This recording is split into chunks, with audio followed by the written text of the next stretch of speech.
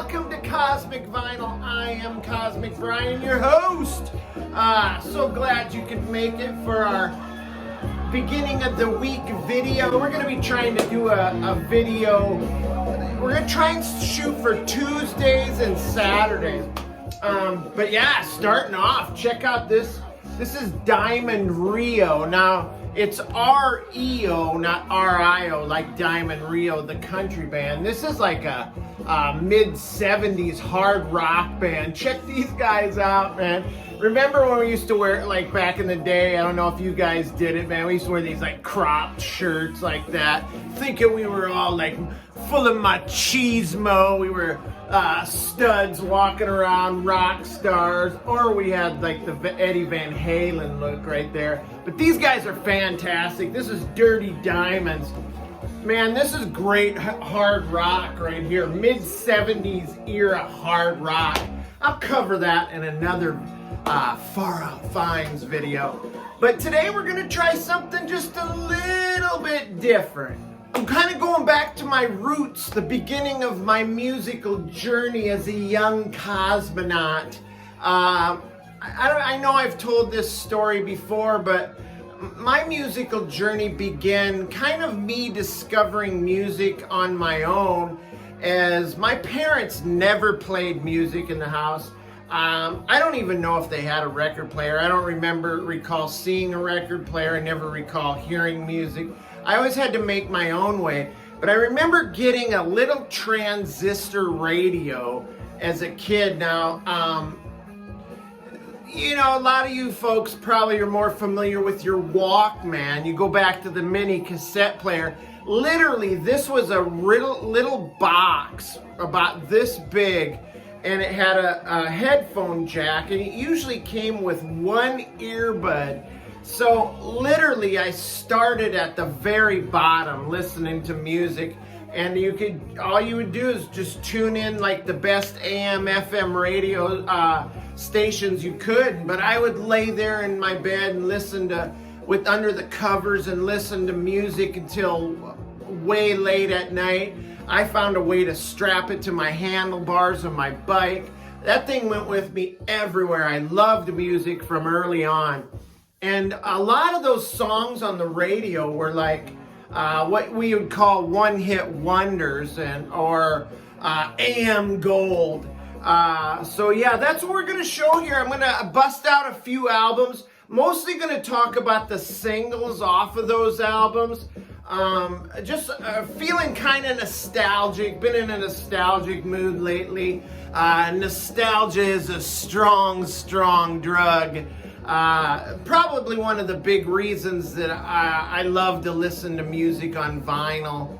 A lot of these albums are from my collection as a kid. A lot of these I've picked up along the way. Some have been gifted.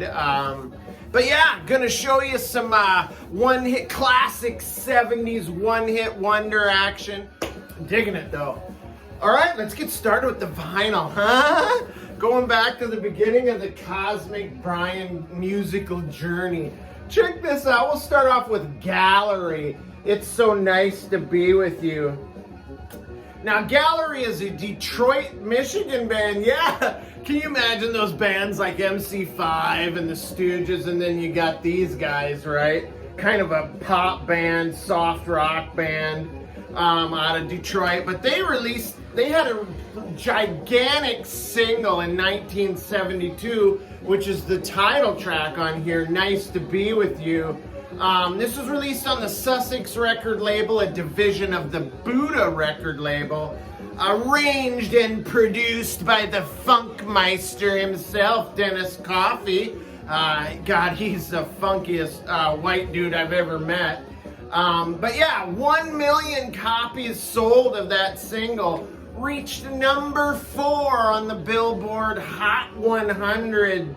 Yeah, man, I mean, it stayed on the charts, or the top 100 for 22 weeks, which tied it with War's Slipping Into Darkness. Both of them stayed on there for the year of 72 for 22 weeks. Damn, that was a big song, man. But yeah, man, the song is about this fella who's lauding over his gal, how he longs to be with her. He's got a notion that she's got commotion in his soul, baby. But yeah, he can't wait to be with her while they're apart. And it's just a song about the next time he's gonna be with her. Just a funny little, cute little love song, but it goes, oh, it's so nice to be with you. I love all the things you say and do. Check these guys out with this guy with the tank top there. Nice picture of them in the park. Looking good, man. Gallery, nice to be with you. Dude just can't get enough of his hanging out with his chick, you know. Now this next one, I'm sure most of you heard. This is a fairly well-known one-hit wonder, Canadian band. This Canadian rock trio found the right formula with this hit called Sweet City Woman, released in 1971. They won the Juno for Best Song in 1971. The Juno Awards are basically what the Grammy Awards are here to Canada. Got a cool gatefold here with the old Stampeders. There's a picture of them on the front there, or on the back. There's the front. I used to love this song, man. It went to number 8 on the Billboard Hot 100. Spent 16 weeks on the charts. Certified gold. Sold 1 million copies.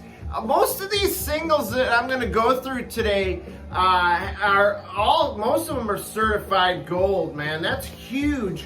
Stampeders actually that same year won the Juno for Best Group too, which is outstanding. They did have another minor hit down the road with Hit the Road Jack. I don't know if you remember that one. Hit the road, Jack, and don't you come back no more, no more, no more, no more. Featured the legendary DJ Wolfman Jack. All right, let's move on. Everybody's gonna know this one. This is one of the biggest one-hit wonders of all time, and I love this tune. It still moves me every time I hear it. And this is Terry Jacks, Seasons in the Sun. Check out Terry's awesome curls. He's got the nice burns going there. There he is, sitting there, probably working up the lyrics, the rewriting of the song Seasons in the Sun. But yeah, this is another Canadian artist.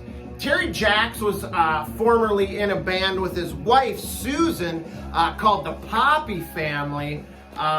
Really cool sunshine pop or pop psych album. Very underrated pop psych album, man. You should check it out.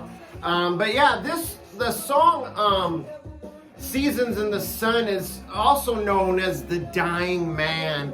It was a 1961 Belgian song, and what Jax did is he rewrote the lyrics to it because the Belgian tune was the lyrics were a little bit too macabre, so he made it a little bit more positive.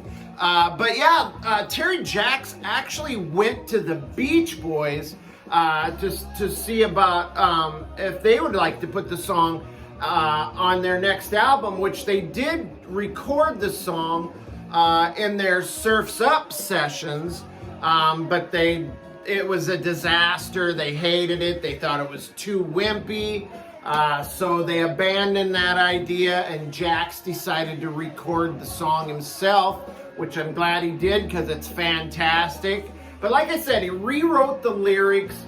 It's basically about he's making peace with himself and with his loved ones, starting with his childhood friend. We had joy, we had fun, we had seasons in the sun. The hills that we climbed were just seasons out of time. And then he moves on to his father, explaining how his father did the best he could. He was the black sheep of the family. His father always tried to teach him right from wrong. And then he moves on to someone named Michelle, who was somebody very special in his life.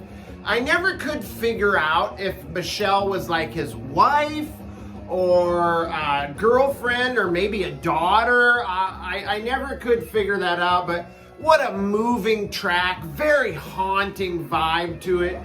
I remember when I was a kid, we used to hang out at the YMCA, you know, we'd go there, go swimming, we'd play basketball, pool. But I remember hanging out as a kid in the rec room where there's pool tables and stuff, and they had a jukebox.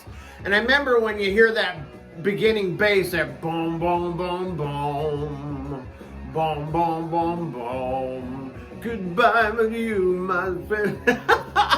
But I just remember that as a kid. Brings back so many memories. Terry Jacks, Seasons in the Sun. Now this one's a fun one, man, and this is kind of in the bubblegum realm, so you know it's right up my alley, and that's Steam. Na na na na, Kiss Him Goodbye. This soul bubblegum track burned its way up to #1 on the Billboard Hot 100 in 1969. Now, I did say this was a 70s list, but it did stay on the charts until through the 1970s. So I'm pushing it in there. It's in there. Is it in yet? I don't know. Whatever. But yeah, this was released under a fictitious band name, and these guys, none of these guys on the cover are on the album. They're not the band that performs the song. Just a bunch of guys in a sweat in a steam room right there. This guy right here with the thick mustache, he doesn't seem too thrilled to be there. But yeah, none of the guys in the cover on the band. This is typical bubblegum rock singles release. The real artists who did record and perform are Paul Lika, Gary DiCarlo, and Dale Froschuer. I think I'm probably butchering his name, but they were former members of a couple bands, one called the Glenwoods and the other one called the Citations. And I think there was another band in that mix too called the Chateaus. Well, those three original members got together to record a few songs, which they released on this album. I'm not sure why they released it under a fictitious band or under the guise of a band of white half-naked men, but it was a huge song, huge. Like I said, #1.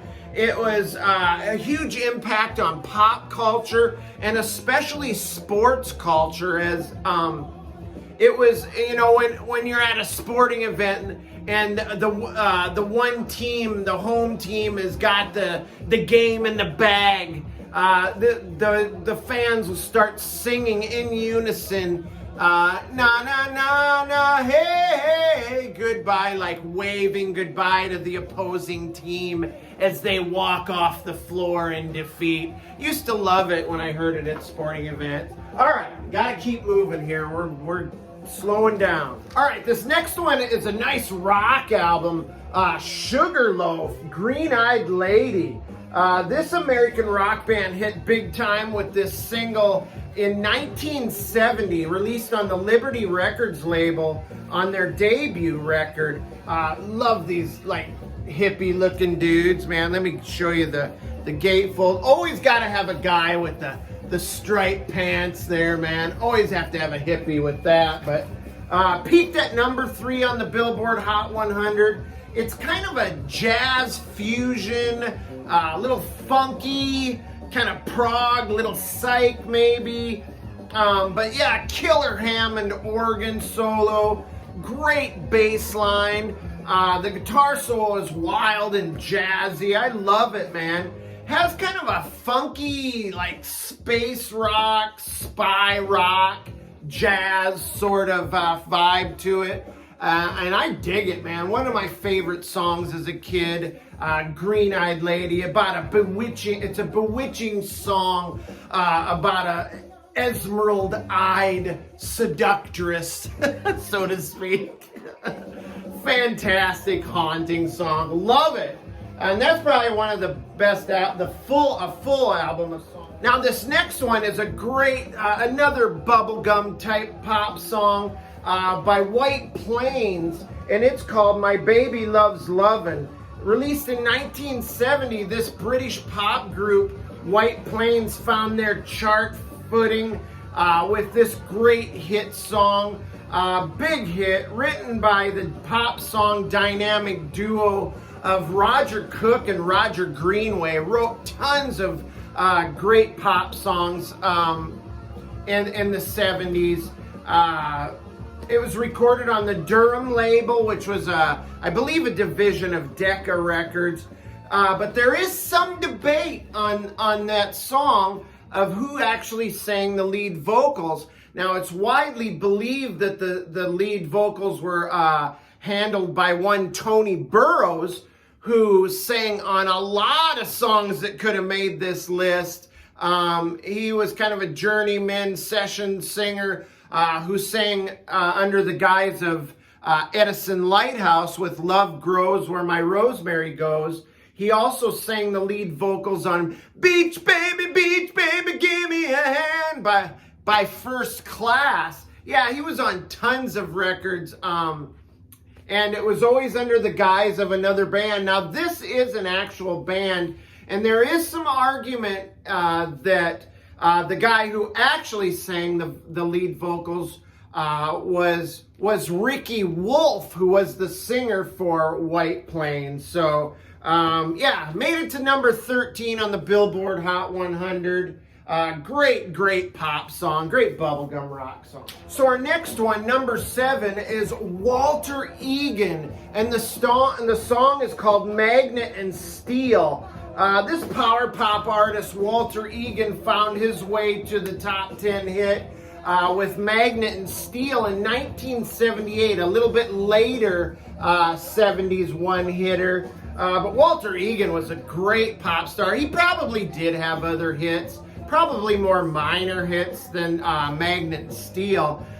With help, he made it to the top 10 with this number with the help of Stevie Nicks and Lindsey Buckingham, who both performed on this album, singing backup vocals, and Lindsey also played guitar on this, man. And it's believed that Stevie Nicks was the inspiration for this song for Walter Egan. So I don't know if they had a thing, but I mean, I assume not with Lindsey in the picture, but who knows with that whole Fleetwood Mac gang, man. You never know what sort of drama is going on. But yeah, just an amazing track about a man's attraction to a beautiful woman he's stuck on like a magnet to steel, right? But yeah, featured on soundtracks like Boogie Nights and Deuce Bigalow, Male Gigolo. Walter Egan, Magnet and Steel, just a great track. Loved it when I was younger. Still love it, god damn it. We're gonna shift gears here a little bit. A little soul disco ditty known as Hotline by the Sylvers. Check out that great cover. This is an American family group. They found the right connection with this soul disco hit in 1976. It's a top loader with this like kind of like an envelope. But check out their outfits, man. The red polyester. You got a few pictures of them on the back there. Yeah, they released this hit in 1976. It was an international top 10 hit. The Sylvers were kind of like another disco dance band, kind of like the DeFranco family. I don't know if you're old like me, you'll remember them. Or on the lines of a Jackson 5 or the Osmonds as well. That seemed to be a big thing for a family to of kids with any kind of talent, driven by their parents to become stars, and then falling into a childhood with drugs and alcohol. Okay, I don't know. I'm just going on and on, man. You know those child stars, right? But Anyway, the song is about a lovelorn young man who anticipates getting in touch with his girl by telephone, right? And he requests the operator to connect him with her, but not to listen in. And he also reaches out to the FBI and the CIA to get a private line to speak with his baby. Just a great, great pop dance song. The SYLVERS, Hotline. Hotline, hotline. I'm calling on the hotline for your love, hotline. Oh, at the last two here. Number 9, Elvin Bishop. This is great. The song is called Fooled Around and Fell in Love. Now, blues guitarist Elvin Bishop, he fooled around and found his way onto the top 10 with this hit. And the lead vocal, he didn't sing the lead vocals because his vocals were kind of too gruff for the sound they were going for. So one of the backup singers in his band, Mickey Thomas, took the lead vocals on Fooled Around and Fell in Love, and he did a fantastic job. Yeah, it's that Mickey Thomas from later to go on to be in Jefferson Starship, later to be Starship.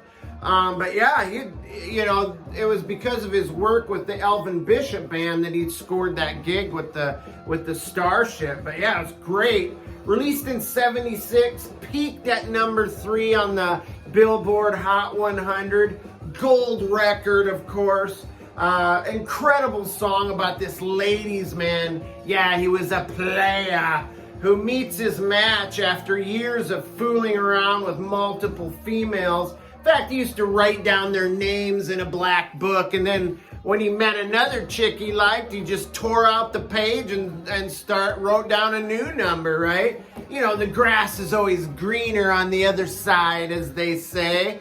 But yeah, he finally met his match, and he fooled around and he fell in love, as the title indicates. But yeah, great track. The songs on this are pretty cool, man. Kind of funky. In fact, there's a song on here called I'm Strutting My Stuff, Y'all. I thought that song was by Black Oak for some reason, but maybe they did it too. Now, for the biggest one-hit wonder of all time in my book, man. This song is so widely known as a one-hit wonder. It's just a great track. And that's Looking Glass, Brandy. Check out there's a lot of facial hair and head hair on that cover right there. But yeah, Brandy, you're a fine girl. American pop rock band Looking Glass found that magic touch with Brandy, the lead single off of their debut album in 1972. Like I said, probably one of the biggest well-known one-hitters of all time. Reached number 1, the pinnacle of the Billboard Hot 100 charts. Great story song. Now you've got this barmaid, Brandy. She works on a busy seaport town, laying whiskey down for wayfaring sailors. 100 ships a day roll in. And of course, these sailors, they all flirt with Brandy and, you know, try and charm the pants off of her, so to speak.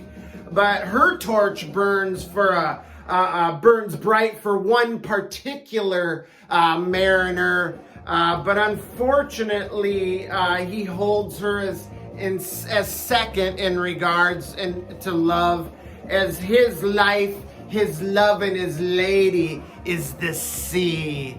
Oh boy, it gets lonely out there on the crashing waves of the ocean, but not lonely enough for this fella. Because I imagine Brandy being this buxom brunette who can hold her own with these sailors. What am I talking about? Jesus Christ. Another song featured on the Guardians of the Galaxy 2 soundtrack. Like I said, they use a lot of AM Gold. But yeah, that's it. That's the I'll do more of these because I have tons of AM Gold and one-hit wonders. I didn't even tap into my soul one-hitters, so I hope you guys dug this, man. I'm gonna try and mix it up, do different things in the future here, man. But I toast all of you. We reached 1,000 subs. We're continuing to bulldoze our way through YouTube, spreading great music on vinyl to everyone who will listen to this nutcase Cosmic Brian. But here's one toast to you. Have a great week. We'll see you on the weekend. Stay cool, stay cosmic. It's only rock and roll, but we love it. We'll catch you guys on the next round. Subscribe, ring the bell.